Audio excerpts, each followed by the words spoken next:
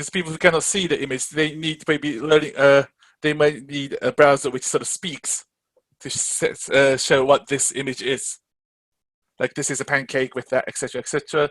So to do that, they create the correct the text as well using AI. So they can identify what products this is, and they create the text for that. And you can, and you can actually do the screen reader check. So when you click this, you can actually listen to the voice of what this product is. So this is something which obviously increases user experience as well. This is a very good example of removing negative impact. So people might come to the website, they want to see the content, but they have having difficulties in seeing, and they might leave the website because they cannot understand the content. But using this sort of services, which can be done very quickly, it will create a better user experience for these kind of people as well. And the final I'm going to be showing is a closed swap. You probably can guess from actually the name. So when you go to the EC site, after you go to like a product detail page, obviously you see that product itself, like you see the models wearing the dresses. You obviously want to decide from that. But then again, everyone's not a model. So everyone has different body types, body shapes. So what this service can do is, like, if you have a list of products, what you do is upload a photo of yourself. And what you do is you select a few products. So okay, if we can wait a few seconds. You select the products you want to look, then you select your photo, then you select create. Then as you can see on the bottom left-hand side, you can see yourself in that clothes. So they'll create images using AI. So for this person, it will look like this. So maybe, yes, you may not be like a model shaped in a human being, like probably I am as well. So you want to see what you look like with that clothes.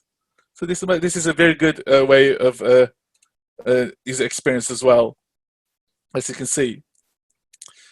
So you can see yourself in each of product. This might be able to make a better decision, or maybe they buy the purchase, and when that product comes to yourself, you might regret it. Like, oh, this is not what I expected. But you can check that on the online from the beginning as well. And what this can do is also create recommendations as well. So yes. So you can see yourself in this, and with you can see yourself in jeans as well, so with multiple products as well. So this, I think, is another way of creating a good user experience by being able to actually show what you're going to be looking like with that product. Okay, so I've just explained a few examples of these. Maybe if you're interested, you can go actually see the actual video as well. Okay, thank you for the yes. Okay, and finally, so the final thoughts of this presentation. Experience is the key to driving online success. It's all about experience, and the way people want to experience has changed over the last few months as well with this current situation. So maybe the way you should be communicating with the users obviously has changed as well. So you need to think of a method or a strategy for your website.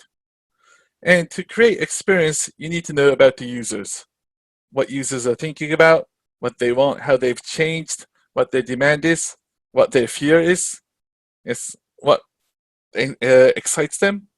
And to do that, analytics can help.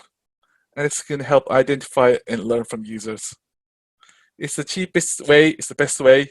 Obviously, there are different methods as well. So I think you should be using different methods as well. But to start, I think analytics is a very good way of moving forward.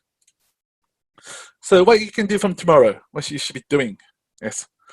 First, plan what data is needed to understand about users. Do you have sufficient data? What do you want to know about the users? It's not it's also it's important to increase profit to your website, but let's take a different standpoint and think about what data is needed to understand about your users.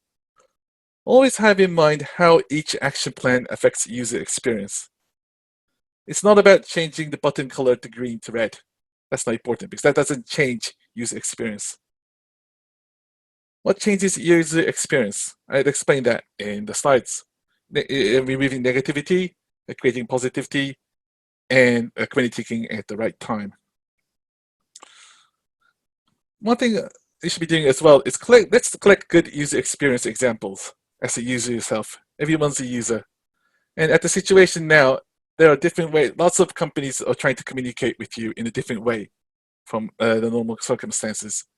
If you find anything that is a good experience for yourself, you should probably be taking a screenshot of that. You should keep that noticed. And maybe that might be something which you need to be doing in your company as well. Okay, so finally, just a little bit of advertising. Yes, at the moment, as I'm doing sending emails, mail magazines about 2 times a month, and it's about foreign web marketing news. The next email which I'll be sending in Tuesday, next week, Tuesday, is I'll be explaining about the Adobe Summit 2020 in more details, like the main presentation from the CEO as well.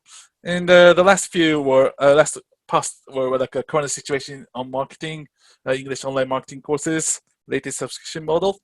So, as if you're very interested in catching up with the latest information, with marketing news in around the globe, yes, if you can have a look or search with this title. Okay, so this is the end of my presentation. Yes, thanks for your time. Thank you so much. It's very interesting and useful webinar. What do you think about the difference between Japan and overseas for the situation of data marketing? Interesting. Okay, thank you very much for the question. Yes, yes, I have a few English clients as well as I've been checking the latest news. I think the main difference is, I explained this in other seminars as well, but I think the bottom line is very similar. So when I go to like seminars in Adobe Summits, there are people who don't understand what bounce rate is, or I have trouble adding the correct tag on the website. So the bottom line is very similar in Japan and America, but it's the top line which is a very big difference. Yeah, so it's the top companies like the Best Buy and other companies. Then the main reason for this difference is usually due to the CMO or the hierarchy. So you need someone, an executive, which understands digital marketing and can communicate with the employees. So I think we need more people in overseas. There are more people who want to drive this digital marketing, and then compared to Japan. But I think at the current situation, probably this is a very good timing in Japan as well to rethink about the strategy, especially on online. So yes, I think that's the way the difference is. I think it really depends on the country. Like Japan's has a very good train network, so you can move around easily. But in America, it's like a different states, like a different company, sorry, different country. So yes, there's more interaction online. So I think the importance of online, I think, was very higher in other countries in Japan over the last probably 10, 20 years. But that probably might change in the next few years. So I think yes, it's worth looking at and trying online web marketing maximizing the user experience. Okay, thank you very much for your question. Yeah, I have one additional question is about what maybe there are so many offline business like shops or restaurants searching how to survive under the coronavirus. And online is one of the good solution for them, but they wonder which should they do. Then the last presentation sheet shows what they should do. But if you have some additional idea or hints, please share it. Okay. If you have.